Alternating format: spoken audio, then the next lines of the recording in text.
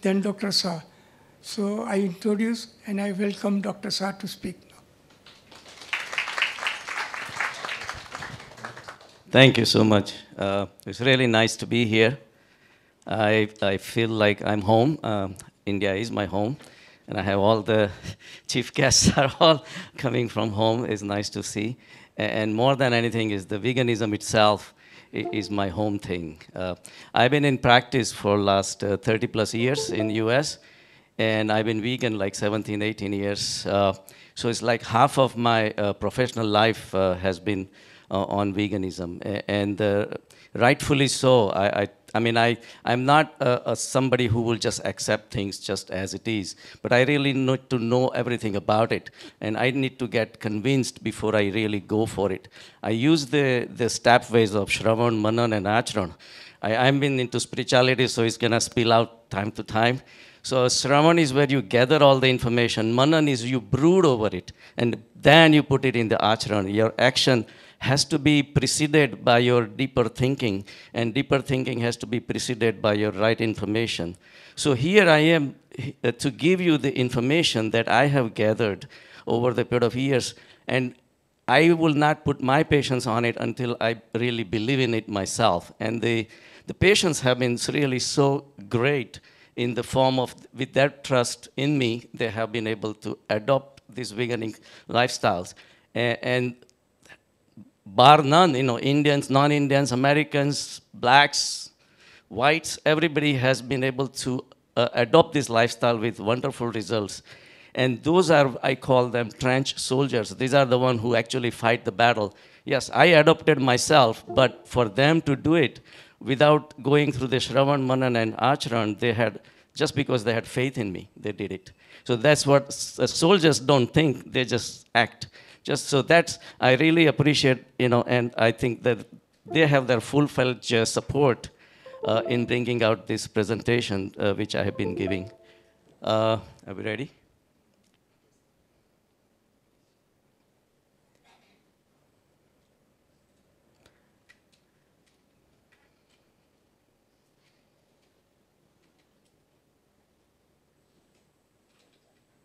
So I've been practicing internal medicine, and that incorporates a lot of people from different ways of life and then different walks of life.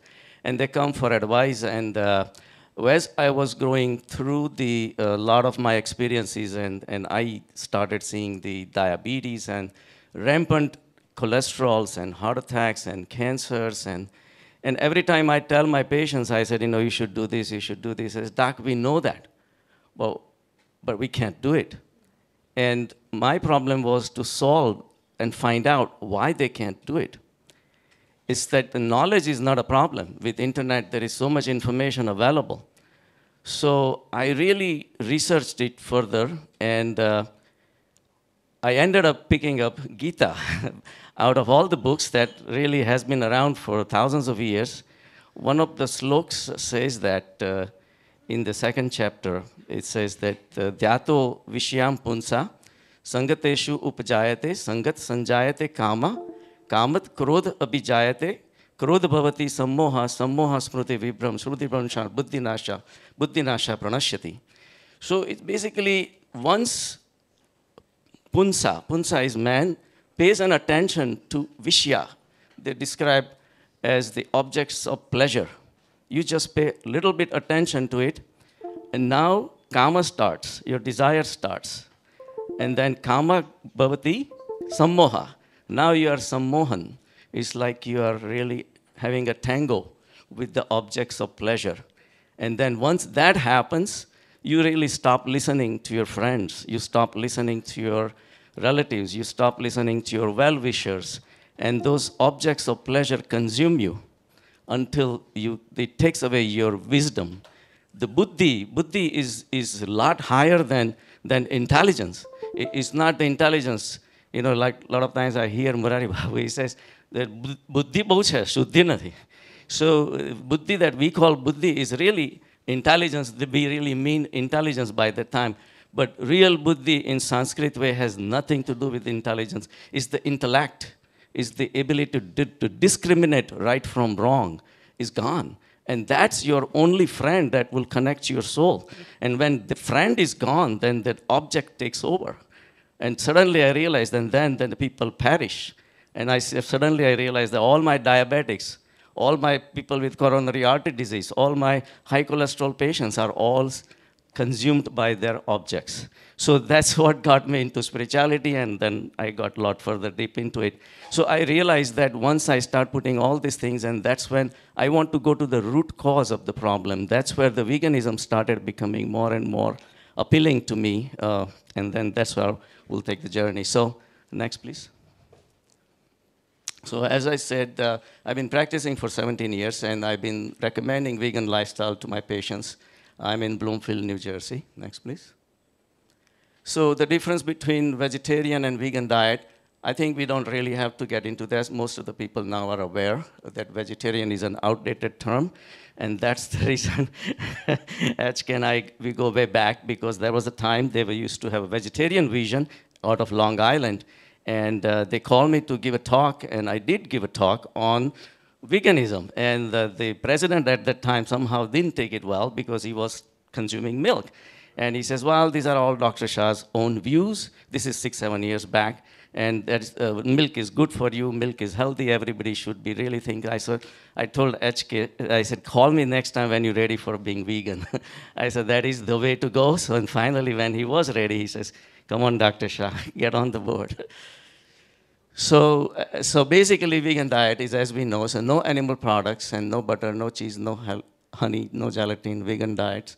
A lot of things can be done. As we go further, we'll see. And as Benjamin Franklin says, an ounce of prevention is worth a pound of cure. Again, I practice internal medicine, and yes, we are in a business like any other doctor. But to me, it really does not make sense. Our Indian philosophy always stayed behind it. If you can prevent something, why would you want to treat? If the cancer can be prevented, why would you want to treat a cancer? The thing is, the treatment is where the money is. But the prevention, there is no money. And somehow the prevention appeals to me a lot more than the treatment. And then I wanted to do what is right for my patients. So little by little, I started getting deeper and deeper into it. So this is something that always made sense to me. Next, please. Next, please. So a lot of incurable, that we call incurable diseases nowadays, the whole world is becoming rampant, US for sure, and with its exportation of its high corporate cultures and capitalistic and consumerist society's ideas, it's spreading all over. All these diseases that we are seeing all the time, every single day, coronary artery disease, high cholesterol, obesity, cancers, hypertensions, and many psychological disorders. Next, please. So cholesterol, this is a question, if you ask a lot of people, they will not have any idea. If I ask, what is cholesterol? Everybody tells me that cholesterol is a bad fat, it clogs the arteries. I say, no, those are the effects of cholesterol. What is cholesterol? And in fact, to tell you the truth, as a medical school curriculum, we never get exposed to nutritional aspect to the what is cholesterol. I had a problem finding until Dr. Google helped me. Cholesterol is an organic molecule. It's a sterol, a type of lipid molecule. It is biosynthesized by animal cells because it is an essential structural component of all animal cell membranes. That means literally every single cell in our body has a cell wall that's made out of cholesterol. So we are cholesterol. Whatever food we eat, our body has to make cholesterol first. And then we can make the new cells. The life is all about making new cells and shedding the old cells. That's how we get older, 5-year-old, 15-year-old, 20-year. So, and until we reach to a point that we cannot make new cells anymore, then we die. It's as simple as that. The whole life cycle revolves around having cholesterol. The problem is all animals are made out of cholesterol. So if you have a cholesterol and you don't want to have any more cholesterol, it will be a logical thing to say that avoid the animal products. Next, please. So every time you're eating meat, including chicken and fish, and in US, again, general belief that meat means just red meat. this is all propaganda of the consumeristic society and the capitalistic captured markets, that they make you believe that meat means red meat. That's it. Chicken is fine, no problem. So every time you tell them, don't eat meat, oh, what about chicken? I say, well, if it grows on a tree, I have no problem. A fish, does it grow on a tree? No, no, no, no. I said, all animals are made out of cholesterol. Every time you drink milk or eat cheese or butter or yogurt or even ghee, you are consuming cholesterol. So there is no way to lower your cholesterol on your own if you keep consuming these products. By doing this, we're adding cholesterol to the body, which is already smart enough. Our body knows how much cholesterol to make for us. So it doesn't really have to be told. But on top of that, the government has put down the regulations that, what do they call, RDA, recommended daily allowance. They have put down included cholesterol as a recommended daily allowance. I don't understand why. And I've been vegan for 20 years now. I ran 6 marathons, and I have never needed any of these so-called recommended daily allowances that included cholesterol. So that's, again, that shows that how high-level corporate culture talk to each other for the neglect of the average population. And that bothered me. That's where I saw the difference between medicine. They call medicine is a cure because you have a disease. And that for the first time I came to understand the meaning of Ayurveda. Ayurveda is, Ayu is life and Veda is science. They are talking about science for the whole life, not just treat the disease. So that's how I say the fundamental shift happening. I'm not into Ayurveda medications or anything like that, but the philosophy is something that really makes sense to prevent a disease and tell what is the right thing to do to the patients. Next, please. So again, excess cholesterol, we all know, leads to coronary artery disease, obesity, and obesity leads to diseases like hypertension, cancers. Next, please. Again, same thing, yeah. And most of the cancers are, many of the cancers are linked with the obesity, and there is a reason which I'll come to later. But a lot of uterine cancers, kidney cancers, breast cancers have been linked with the obesity. Next, please.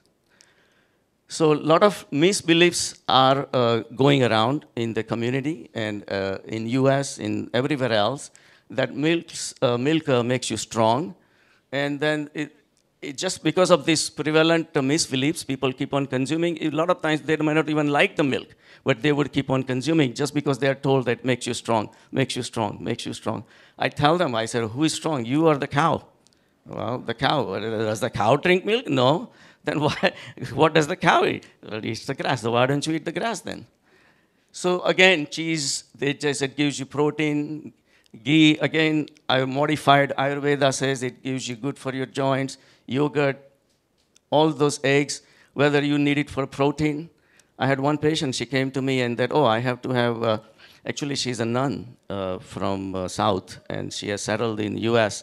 And she came to me, and then she has diabetes and high cholesterols, and I had told her to go vegan, and she just wouldn't listen. And finally, one time, she came to Kerala, and she went on one of the health farms, and then they really told her everything, and then she really lost a lot of weight. Her diabetes got reversed. The cholesterol actually, she lost some weight, but the cholesterol didn't come down. So when she came back, I said, well, why is the cholesterol still high? He says, when I go to the convent, the other nuns forces me to eat the eggs because they says, come on, you're going to lose a lot of weight because there is not enough protein in your diet. And I asked her, I said, why, what did the people in Kerala say? He says, no, they told me to eat sprout mung for the breakfast. I said, did you know how much protein is in one egg? He says, no. I said, 6 grams. He says, how much protein is in a cup of sprout mung? 43. I said, there you go. You were wiser than the other nuns who was telling you. So she kept on eating the eggs, and one egg is 187 milligrams of cholesterol. So that's no surprise, her cholesterol never came down. Although her diabetes came down, she lost weight. But her story is coming next, so next, please. So again, these are all the misconceptions we have to come out. There are a lot of reasons. One is the high cholesterol. 40% of the milk calories are made out of lactose. Lactose is sugar. Again, there is a link between milk and diabetes. Again, there is fat, it's animal protein. And of course, there are hormones and antibiotics being injected to the cows. and other animals that comes into your body and then ultimately affects you. Next, please. So again, cholesterol is part of the milk. 1 cup has 24 milligrams of cholesterol. Next. And the cheese is the top of all, because 1 cup of cheese equals to 10 cups of whole milk. The ratio is tremendous. 24 milligram versus 256 milligrams of cholesterol in 1 cup of cheese, which is easily put on the pizza. So cholesterol in yogurt, same thing, 24 milligram. Ghee, 14 grams, contains 35 milligrams of cholesterol. Next, please. Eggs, I said, 1 egg, 187 milligrams of cholesterol. Fish oil, again, it's a great misbelief goes on that the fish is very good for you because it has omega-3 fatty acids. And yeah, to some extent, omega-3 fatty acid is good for you. There is no question about that. But because of that, we don't have to take 104 milligrams of cholesterol when you can have the same type of omega-3 fatty acid in flax seeds and almonds, and a lot of natural raw products can provide you all that. Next, please. So there is any plant-based diet if you go for it. So as we said, the whole animal kingdom is made out of cholesterol. So what is the plant kingdom made out of? How come they don't have any cholesterol? There would not be any cholesterol in any of the plant products. Next, please. And the answer lies in this cellulose. All the animal cells which are made out of the cholesterol, the same way the plant cells are made out of cellulose. Cellulose is fiber. Fiber actually helps you a lot. So one, it does not give you cholesterol, but it has an ingenious way of reducing your cholesterol. Next, please. So it's a complicated slide, but I'll make it simple for you. The fiber is rough in eating. So every time you eat fiber, it goes through your inner lining. The inner lining of your intestine is very delicate, a lot more delicate than your skin. So the fiber rubs against this inner lining. It scrapes out all the dying cells, brings the healthy cells in the front. The dying cells have less capacity to fight against cancers, and the healthy cells have more capacity to fight against cancer. That's one advantage. Plus, the cells which are scraped off, they are taken away by the fiber. Normally, cells fall off anyway. Every time you eat, the food is being rubbed, the cells normally through the natural cycles fall off. They go to the large intestine. The large intestines will squeeze it and reabsorbs the cholesterol, because the cholesterol is extremely important for our body. Body does not want to lose cholesterol. So this is a normal mechanism, but the fiber does a beautiful thing. Fiber will work like a sponge. It will trap these cells. Not only it will scrape them more, it will trap them, and when you move your bowels, it take it out. That's why the famous, the oatmeal, they say that in India, in US, they put down that we lower the cholesterol by 15%. So fiber is very important to lower. So it's no brainer. If you go on the plant side, you have no cholesterol coming in. On top of that, if you make the right choices on the vegan diet, you can actually reduce your cholesterol. And the results which I have seen were tremendous, which I'll come to with the numbers. Next, please. So if you compare, a lot of times people say that, oh, I need to eat chicken because it has a lot of protein. I tell him, I said, did you ever really look into that? Protein, 38 grams, 39 grams. But cholesterol is 123 milligrams. And black beans have 0 cholesterol. Chicken gives you 0 fiber because it doesn't grow on a tree. And the black beans gives you 28 grams, so how can you go wrong? And the cost, approximate cost for chicken in US is $3 versus 60 cents. Beans are so cheap over there, so because nobody wants them, that's why. Next, please. So milk, as we said, it definitely raises your blood sugar, but the hormones which are injected are responsible, because as Dr. Menon said, the cows produce milk only after they deliver the baby. And during the pregnancy, the estrogen levels start going up. Normally, every time you have a cycle, the estrogen goes up, and then it starts coming down, and then ultimately you shed your inner lining of your uterus, and the progesterone comes down. And then estrogen becomes 0, and the cycle goes on until a female gets pregnant. Then estrogen doesn't stop rising. It keeps on rising. Now, so once the pregnancy state is established, it's a high estrogen state, right? And then the baby is delivered and the milk starts. And the milk flows continues about a year and a half. After that, if the cow cannot produce any more milk, she has to be made pregnant again. So this is how it goes. Now, there is more trick to this than that we know. Theoretically, cows should not get pregnant while the baby is still milking, right? But wrong. In US, and not so much in Europe, and maybe they are also adopting, because of the artificial insemination, the cows are made pregnant while they are lactating. Now imagine the pregnancy being a very high estrogen state, that estrogen is coming in through your milk into every single milk products that you're consuming. So it is really a double whammy, but they somehow, the Europeans, at least they used to be more ethical, and now even there the pattern of the practice is changing. But they used to ban the cheese from India, from US, and they used to ban this practice of inseminating the cows while they're lactating. So there is a lot of controversy and a lot of unfortunate practices being done routinely in the commercial industry, and we are the victims. So all these hormones that are present in the cow naturally, there are 9 hormones in the milk naturally present. And one of them is they have estrogen and cortisol levels, IGF-1. There are so many hormones which are normally present. And out of that, the most potent is IGF-1, called the insulin-like growth factor, which is responsible for stimulating the cancer cells.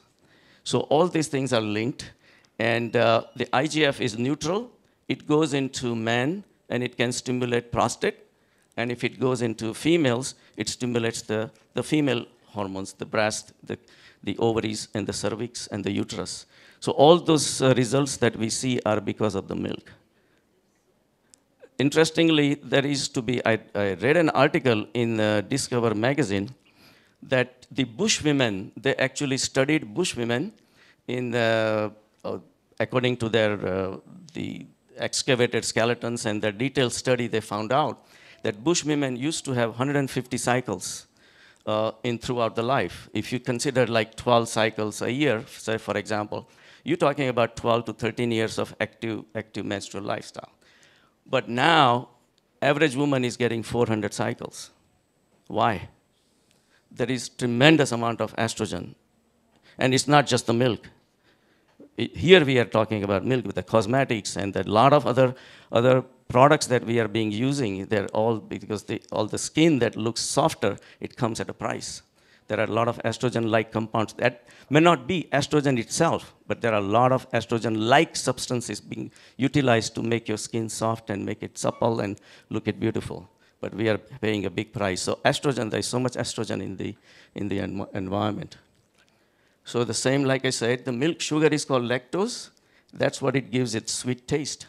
And 40% of the whole cow's milk's calories are made out of lactose. And lactose is sugar because it breaks down with an enzyme called lactase, and it splits into glucose and galactose. And the both are, glucose is pure sugar, galactose is a protein stored in the liver, immediately readily available to convert into sugar. Next, please. Again, we talked about the IGF-1. Next, please. So milk and cancer has been established link for a long time, but no, I'm fine. Actually, yeah, I could use it, thank you. So actually, it has been shown to have a link.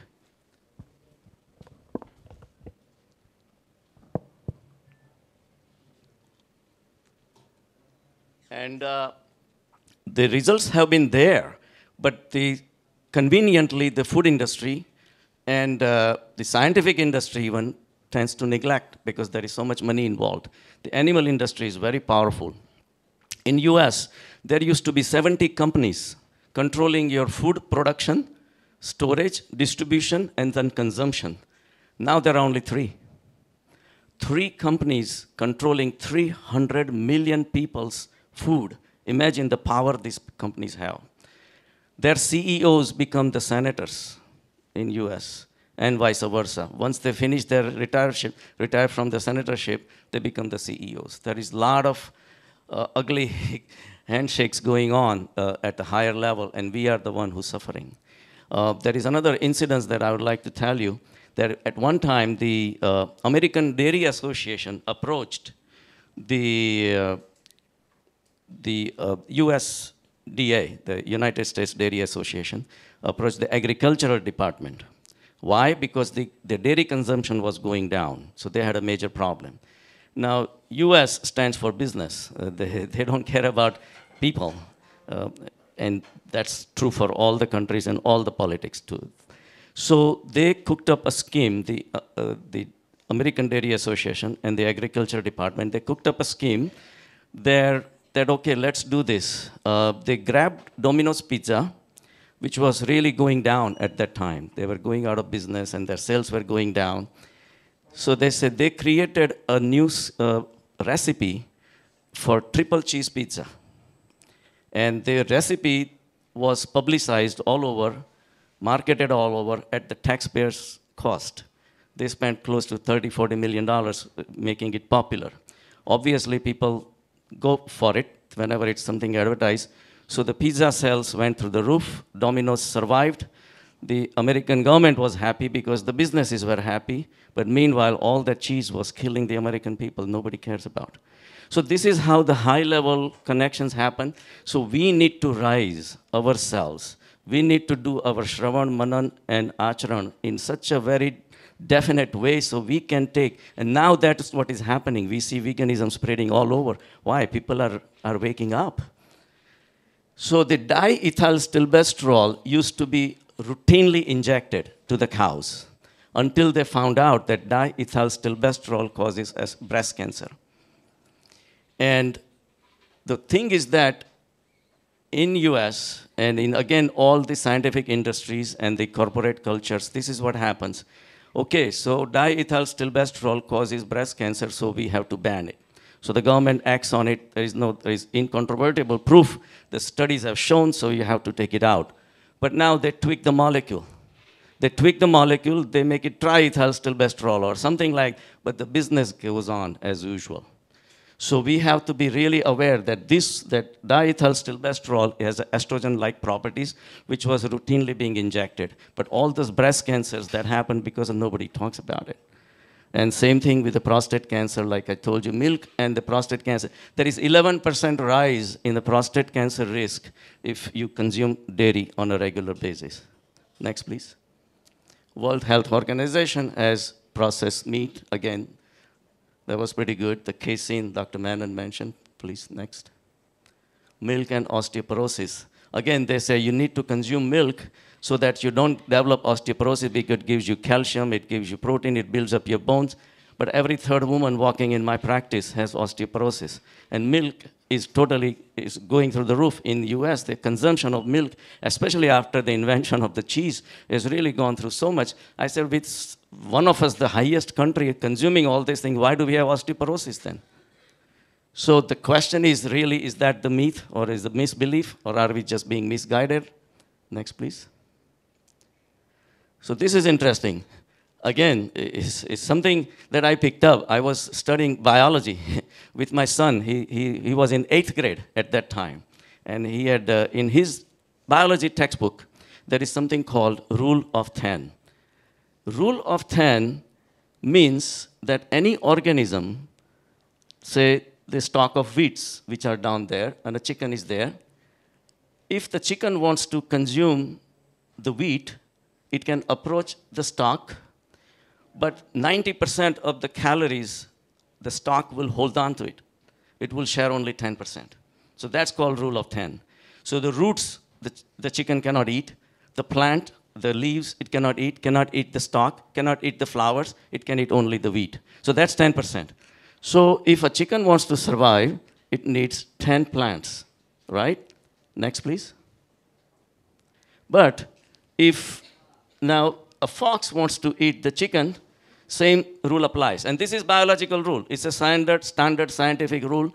This was in the 8th grade biology textbook for my son, and my son is 36 years old right now practicing.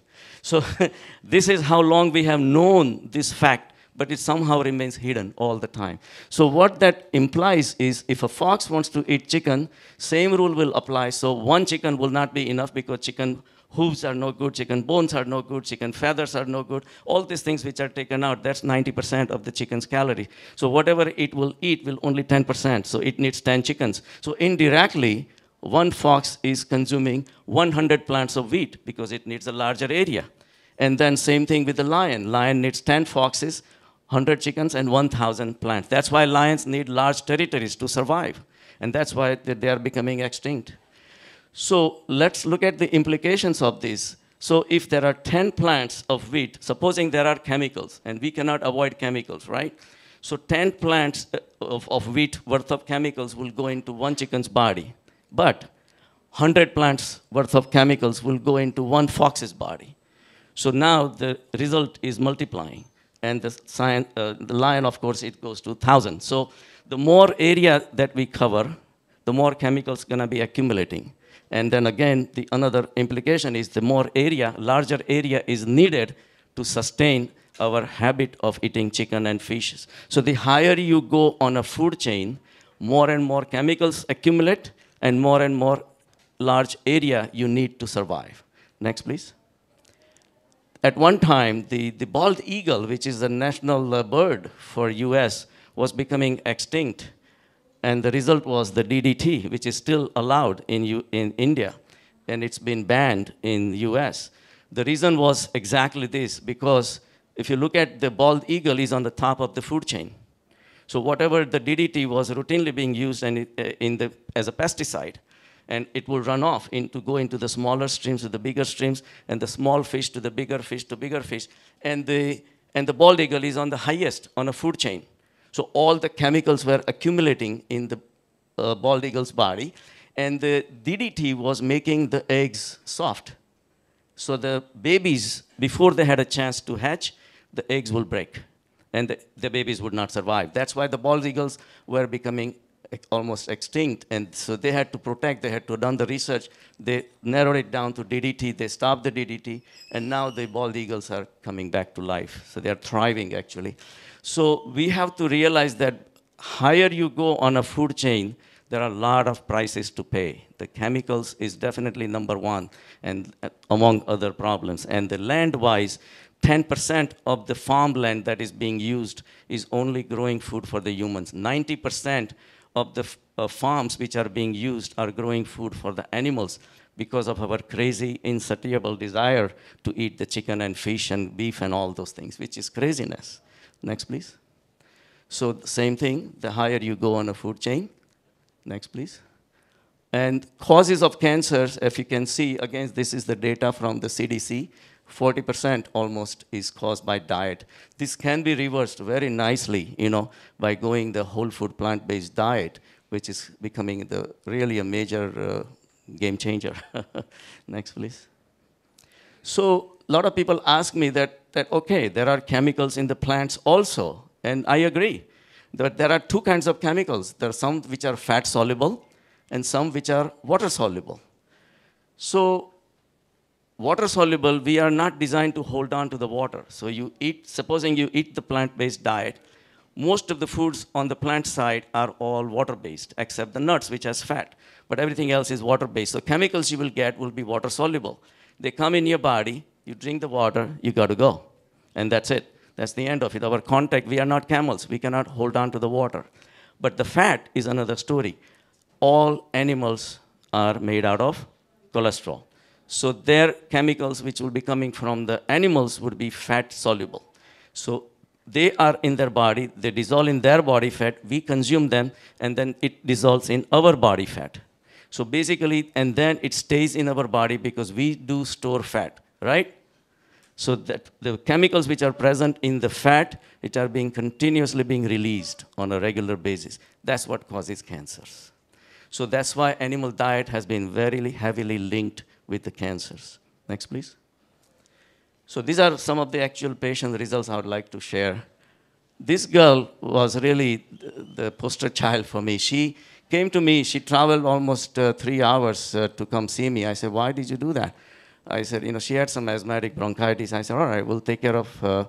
He said, well, my mom lives in the next town, and she told me you're good, so I'm coming to see you. And but I said, by the way, my cholesterol runs very high. So I said, and she gave me the numbers, 270 total cholesterol, bad cholesterol. This HDL is a good cholesterol. She had a lot of good cholesterol, but the LDL is the bad cholesterol. That's the sticky cholesterol. That clogs your arteries. And that's 162. It should be 99. I said, well, that's horrible. He says, but I said, what did your doctor say? He says, no, he told me to go on statins, and I don't want to go on a statin. So I said, well, then did you get any consultation? Yeah, I went to endocrinologist, same thing. He told me, Mary, you're going to die if you don't get statins. This is really bad numbers. So she came to me, and I said, well, you came to a different doctor. I said, let me just ask you one question. I said, if you try to catch something and it runs away, what would you do? In US, if I ask, they say, well, we'll go after. Most of the people say, we'll go after and we'll try to catch them. But she didn't. She started smiling. Somehow she got the answer. She said, I'll let it go. That is an option, not to go after. So I convinced her. I told her the plants don't have legs. Why? And why do the animals have legs? They want to save their life. You're really forcing yourself onto the environment for your food, versus plants are easily available. In fact, when they have fruits, the branches come down, they said, come and share. Somehow she got it. She became vegan overnight, totally. To go from consuming every single thing to go total vegan is really, I have seen very few people, I'm sorry to say, in Indian lineage, very difficult because the milk somehow holds on to it. But in US, I have seen people are risk takers. They take anything. He said, at least I'll do it for now, then I'll show you. So they did. She did it. 6 weeks later, she texted me. And she knew some words. He said, Dhanyavad, Shukriya. Because of your wisdom, my cholesterol came down. And look at this, LDL from 162 to 94. So she became a true vegan. And these are the food trench soldiers that I call them. They are the ones who take the risk to at least with a belief in you. And she even lost weight, 6 pounds. She didn't even have to lose weight. She's skinny. Next, please. This is another girl who came in, and she had gone to an ophthalmologist, and then they just sent, they said, oh, I don't have a medical doctor, go to Dr. Shah. So she says, I just came. So this was a routine physical that we did. And all of a sudden, she was not really overweight. 250 cholesterol, triglyceride, HDL reasonable, but the LDL was the culprit, 179. So again, I explained to her, she took a challenge, she did it. And from 179 in 8 weeks, she brought it down to 98, no medicine. Amazing results. I was really now started really believing in all this vegan, even though I always believed, philosophically, spiritually, and all those things. So next, please. Now, her story continues. Like, this was the end result at the end of 8 weeks with the LDL of 98. I said, all right, let's do it one more time. So we did it, became 113. And this was a major lesson for me even to learn, that it went up from 98 to 113. And I told her, I said, why? Why? If you're still vegan, why did it go up? He says, no, I'm still vegan. I don't eat anything. I said, just think, Teresa. And she says, oh, you know what? 4 weeks back, I went to the seafood restaurant with my friends, and I had some seafood there, some shrimp. 4 weeks. So that tells me that whatever she ate 4 weeks back was still affecting her cholesterol today. I said, all right, let's give you a challenge one more time. And then it became, this time she became totally vegan. No, that result I don't have, but that 113 became 78. So it is doable. A lot of times we don't realize these things. And this I have proved it again and again with a lot of other patients. We think that we ate, we digested, we didn't gain any weight, we checked the weighing scale, I'm fine, no problem. Wrong. The cholesterol which is extracted, it circulates in your body, in the blood for 6 weeks. And that's how it clogs the arteries. It's not a one-day event. Next, please. Oh, this guy, this guy, 229 and A1C, right. So this guy, his weight is not listed, but but he was 335 pounds, right? When he started, 335 pounds. And he came to me and he was so massive. I didn't even know where to start, right? So I told him, I said, Daryl, you're going on a dangerous path. He says, that's why I'm here. You tell me what to do. So I explained to him, like I normally do, a lot of whole food, plant-based diet, this and that. And most of the people, some listen, some don't listen. He came back in 3 weeks. 335 dropped to 309. He lost 26 pounds. Now, at this point, I had forgotten that I had even told him. I said, Daryl, what happened to you? He said, man, that's your diet. Beans and salad diet, that's working. I said, all right, well, I'm happy. So I thought he was going to stop at that point. He came back 2 months later, 47 pounds. And then he came back 6 months later, 64 pounds. I said, Daryl, this is really amazing. This is so great.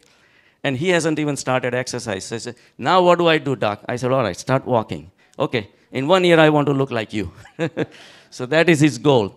Now, the height was, he transferred all his family's records, and they come from a distance. So they transferred, everybody started coming to me. And, but everybody was not as motivated as him. So the sister comes for physical after Christmas. He says, doctor, what did you do to Daryl? I said, wow, what did I do? I said, I'm making him healthy. He says, no, there is something wrong with him. I said, why? Because in Christmas, he was looking for carrots. I said, I'm happy. He's listening to me. So this is how, and those are his numbers. So 229 became 173, 150 LDL dropped to 116. But the bigger impact was, because of the weight loss, was his A1C, the sugar dropped from 71 to 5.4. So it's really amazing how people take challenges in their life. Next, please. This one, this is the vegan nun that I was talking about, the Christian nun. So her cholesterol used to be 223 and 144 bad cholesterol, but her A1C was the main drop. 7.6 became 6.1. But look at her cholesterol still high because she was still eating eggs. So next, please. This is her. I don't think there is a video, but it was supposed to be one. But she had no problem. She said, I'll tell this story to everyone. This is Avinash. He's one of the members of the World Vegan Vision. He himself has proven by taking the vegan challenge. His cholesterol dropped from 223 to 164, LDL 146 to 106. So everybody has been going in this route and with the tremendous results and with great joy for me, you know. Next, please. This is again Nitin Vyas. He became, because he's one of the very co-worker and very aggressive, and he lost so much weight by going vegan. He came to me once, you know, and in the beginning when we established the World Vegan Vision, he says, Doc, everything is fine and what you're saying is right, but I can't do it myself. You know, I don't know how to do it. I said, you know, so I said, well, I'll tell you a story. You know, he says, every time I eat the plant-based diet, I hate it, you know. So how do I do it? It's very hard to stay up with this plant-based diet and this and that. I said, well, listen, you are the main member of the World Vegan Vision, so you have to be vegan, no question about it. But there is a story I'll tell you. You know, so I said, well, once I was passing by, the temple was being built, right? So one guy was carving stones. And I asked him, what are you doing? Oh, don't you see? I'm carving a stone, making a living. What's wrong with that? And he was very angry. So I said, all right, I'll step back. I go to the next guy. And he was still doing the same thing, carving the stones. I said, what are you doing? Oh, I need money, you know, I need to take care of my wife and children, and so I have to do it. I said, all right, that's fine too. So I went to the third guy. And the guy was happily singing and enjoying whatever he was doing. He was still doing the same thing, cutting the stones. I said, what are you doing? Oh, I am building a temple for God. So whatever you do in life, put it on the highest pedestal. Think of all the good things you're doing going vegan. It's not just about your likes and dislikes. Likes and dislikes are only at the mind level. But that's not where Paramatma is. Paramatma is at the soul level. So whatever you do at a higher level, that's where you connect. And then everything else. That's how I became vegan, believe it or not. So for me, going vegan was tough. Although I had collected all this data, by the way, I was quite influenced by the Diet for New America, written by John Robbins. John Robbins is son of Baskin Robbins. He's vegan. And he has written this amazing book. I always believed in veganism, but then one of my patients actually came and gave it to me. He says, Doc, this is all you've been telling. He written down, and all the scientific explanations and experiments and all the data and everything. So I read up the book, and he had predicted in 1980, it was a bestseller book. He had predicted it was gonna be a major breast cancer epidemic in US. At that time, 1 out of 10 women were getting breast cancer. Now, 1 out of 7 women are getting breast cancers. So it is horrible, and it's not just the breast cancer and not just the prostate cancer, multiple sclerosis and a lot of arthritis and psoriasis. Nobody had even thought about the food and link between psoriasis. He had mentioned all of it, very detailed, thorough book. I enjoyed reading that book and all that.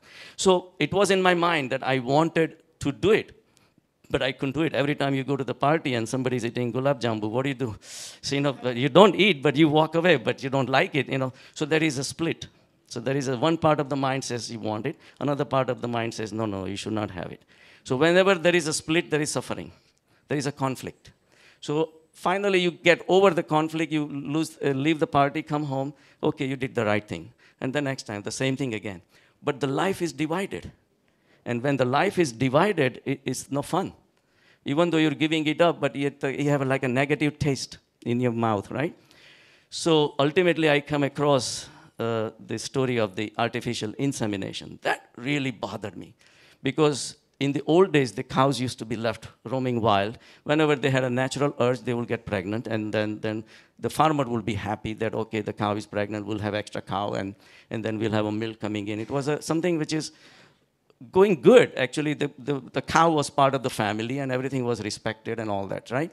But nowadays, nobody cares about the cows wishing to be pregnant. Artificial insemination is routinely done. Veterinarian comes, and like I said, as soon as the milk flow goes down, he comes and impregnates the cows, and the delivery starts.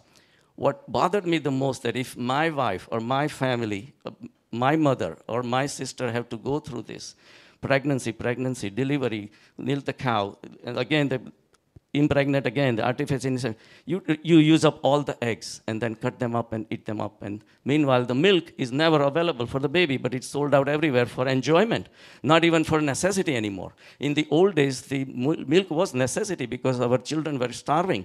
The food production was very poor. At that time, milk was a necessity. So luckily, the cows were there and the milk was there. So all these things were understandable, not anymore.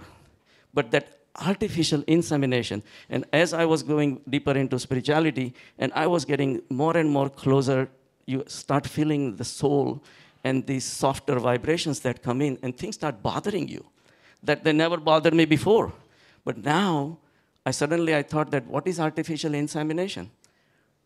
It's a pregnancy without consent. Who asks cow whether it wants to get pregnant or not? That bothered me. And suddenly it dawned on me that, okay, that means all the products of the milk are the products of rape. I cannot have it. So my soul got stirred. And that's the true vegan approach, is when the soul gets stirred, then mind and body has to listen. And then everybody benefits also. Soul became very happy. Now every time I walk away from that gulab jambu, I feel good. Because then some unknown cow, I'm helping. So when you're at the soul level, you connect to everyone. So that is the beauty about the vegan diet. It teaches you compassion. So next, please. So cruelty, again, that's definitely a major project. It's really definitely an issue, because the animal cruelty is just not necessary when we can have, and all those are examples. I had gone to Masai Mara. Actually, I climbed Kilimanjaro. And then we went to see a Maasai village, right? So we were 4 friends. One of the friends wanted to milk just to have an experience, because Maasai culture thrives on cows, because it's a desert, they have no other ways. So he said, okay, so the Maasai woman comes and gives a little bucket to milk the cow, right? But the technique was correct, but the milk will not flow. Does anybody know why? Technique was correct, everything was correct, but the milk will not flow. There you go. So, baby is the only solution. The Maasai don't know about oxytocin or anything. So they had to get the calf. The calf started suckling on one side, then the flow started. So the real hakdar, the real right of the milk belongs to the calf, not to us. So again, artificial insemination. Next, please. So I get a lot of arguments, and I'm here to break most of the arguments at the best that I can. That a lot of say, well, Krishna Bhagwan used to consume dairy products. It's more important here, and even in US, we have a lot of sects, and I don't want to name them all. They really go after the milk all the way because Krishna believed in it and all those things. This slok is in the 9th chapter. Patram pushpam phalam toyam. Patra is leaf, pushpa is flower, phalam is fruit, toyam is water. Just give me leaf, flower, fruit, and water. Krishna says, this is all I need. Now, Krishna did consume the yogurt and all those things when he was a baby. When whatever was a norm thing at that time was given to him, and he consumed it. He had no idea. But when he was delivering Gita, when Arjun was asking for the highest wisdom from him, in this highest meditative state, he is telling Arjun, these are the 4 things I need. And yet people say, he says he can eat everything. So again, detailed study of Gita is necessary. So Krishna himself also told that we should be vegan. Next, please. Mahavir, of course, as we know, Jainism is very heavily into ahimsa. One should not injure, subjugate, enslave, torture, or kill any living beings, including animals, living organisms, and sentient beings. This doctrine of non-violence is immaculate, immutable, and eternal. Look at the force with which he's saying. He knew Atma. And Atma is free. It wants to remain free. If your Atma wants to remain free, everyone's Atma wants to remain free. This freedom you can know only if you experience it. And look at the force he had to say. Next, please. And Christian version, the same thing. Genesis 1:29, as God said, behold, I have given you every herb bearing seed which is upon the face of the earth, every tree in the which is the fruit of a tree, yielding tree. To you it shall be your meat. So you can consume all the things that you need from the plant-based diet. Next, please. So there are a lot of diets. There are very popular diets: DASH diet, Mediterranean diet, South Beach diet, keto diet, paleo diet. Everything is there. But whole food, plant-based diet does all the things that is done by those diets. They lose weight and bring your cholesterol, all those things. But this is the only diet also teaches you compassion. So the idea of the World Vegan Vision is to promote veganism. Main thing is to promote the peace. If you can show the sympathy and show the compassion towards the animal, someday you will be also ready to show the same compassion to your neighbors, the next country, and the whole world. Thank you.